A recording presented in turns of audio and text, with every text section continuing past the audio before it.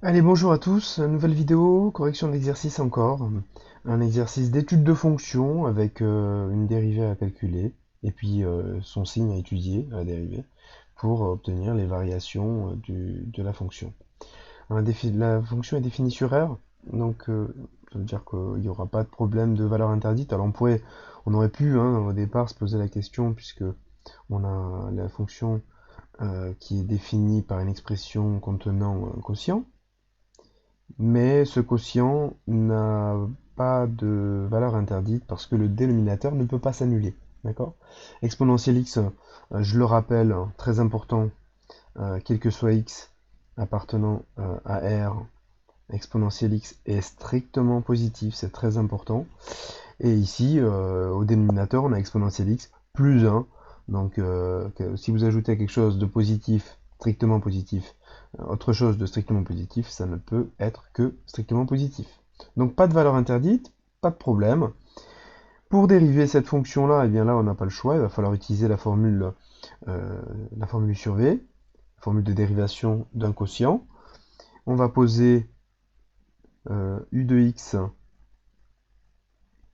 égale exponentielle x moins 1 pour le numérateur, le v de x ce sera le dénominateur, exponentielle x plus 1. La dérivée de u c'est u', eh bien exponentielle reste exponentielle, donc exponentielle x, et moins 1, bah, ça fait 0. Pareil pour le dénominateur, v', le plus 1 disparaît, et exponentielle reste exponentielle. Donc une fois que ça c'est fait, il n'y a plus qu'à appliquer la formule. F' de x est égal à u' exponentielle x, fois v, donc exponentielle x plus 1, moins u, donc exponentielle x moins 1, facteur de v', exponentielle x. Le tout sur v carré, c'est-à-dire exponentielle x plus 1 au carré. Bon, alors, on pourrait se contenter éventuellement de cette dérivée-là, mais en fait, on ne pourrait pas alors répondre à la question d'après, c'est-à-dire étudier le signe de la dérivée. En l'état, même si le dénominateur, lui, est plutôt facile, puisque on a dit que sans le carré, déjà, c'était strictement positif, avec le carré, ça reste, à plus forte raison, positif. Donc pas de souci avec le dénominateur. En revanche, le numérateur, lui, pose des problèmes. Il y a des produits, ok, mais il y a aussi une soustraction et comment savoir dans cette soustraction qui est plus grand et donc quel est le signe de ce numérateur, c'est un petit peu plus compliqué. Donc là, il y a deux choix possibles, deux orientations possibles. Soit je développe tout, c'est ce qu'on a parfois été amené à faire sur d'autres dérivés avec du sur V au départ. Soit je remarque que, encore une fois, que l'exponentielle. Alors pourquoi? Attendez, je vais, voilà, je vais changer la taille du. Voilà. On remarque, pardon, je disais que exponentielle x est facteur commun dans cette soustraction. On le retrouve, donc je l'ai entouré en bleu sur les deux facteurs, sur les deux termes de la soustraction, pardon. Donc du coup, je peux aussi, plutôt que distribuer les exponentielles dans les deux parenthèses, eh bien je peux aussi le mettre en facteur. Voyons ce que cela donne. Alors ça m'oblige à ouvrir des crochets, à remettre donc exponentielle x plus 1 pour le premier terme, moins, et alors là il va pas falloir oublier de mettre les parenthèses, exponentielle x moins 1. Donc c'est pour ça que j'ai mis des crochets, c'est pour éviter d'avoir des parenthèses à l'intérieur d'autres parenthèses. Et en bas, de toute façon, on conserve le même dénominateur, c'est-à-dire exponentielle x plus 1 au carré. Alors, bon, je disais que j'ai pas remis ces parenthèses-là, elles sont pas utiles.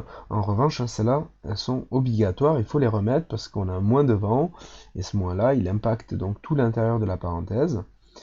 Ce qui va nous donner à l'étape d'après exponentielle x facteur de, alors je mets des parenthèses cette fois, parce que j'aurai plus de parenthèses à l'intérieur des crochets. Donc j'enlève les parenthèses, ça donne moins exponentielle x et plus 1. Le tout sur notre dénominateur exponentielle x plus 1 au carré. Alors, de toute façon, que j'ai adopté la méthode consistant à développer, à distribuer les exponentielles dans les parenthèses au départ ou à factoriser exponentielle x ici, j'arriverai de toute façon au même résultat. Ici, ce qui va se passer, c'est que les deux exponentielles qui sont dans les parenthèses vont disparaître puisqu'ils sont soustraits l'un à l'autre. Et il va nous rester 1 plus 1 dans la parenthèse, ça fait 2. Donc je vais directement, je baisse un petit peu. Je vais aussi baisser, non j'ai plus besoin de l'énoncer. Ça nous donne exponentielle x. Et puis donc dans la parenthèse ça fait 2, donc plutôt que de mettre x2, je vais mettre le 2 devant. Le tout sur exponentielle x plus 1 au carré. Alors là, il n'y a vraiment pas de problème avec cette dérivée-là, parce que on a dit que le dénominateur était strictement positif, on l'a déjà expliqué, et au numérateur, bah, c'est la même chose, puisque exponentielle x est strictement positif, et le fait de multiplier par 2 n'y change rien. Donc finalement, cette dérivée, parce que ne perdez pas de vue qu'il s'agit ici de f' de x, cette dérivée étant strictement positive, eh bien je peux dresser le tableau de variation assez rapidement. J'ai pas besoin de mettre des lignes de partout, hein. J'aurais pu faire une ligne pour exponentielle x ou pour 2 exponentielle x, une ligne pour le dénominateur, le carré, une ligne pour le f' de x, mais bon, en analysant d'un coup d'œil l'expression de f', on se rend compte très vite que f' est strictement positive, et donc f est strictement croissante.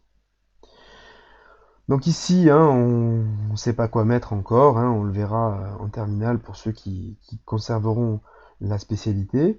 Mais du coup, nous, on va se contenter de ce tableau-là avec juste la flèche. Et donc, j'ai terminé cet exercice, la correction de cet exercice qui me demandait f' de x, le calcul, le signe, et donc les variations de f. C'est donc la fin de cette vidéo, j'espère que j'aurai été clair, j'espère que elle n'aura pas été non plus trop longue, et du coup je vous dis à très bientôt pour une nouvelle vidéo, et je vous souhaite une bonne fin de journée, au revoir.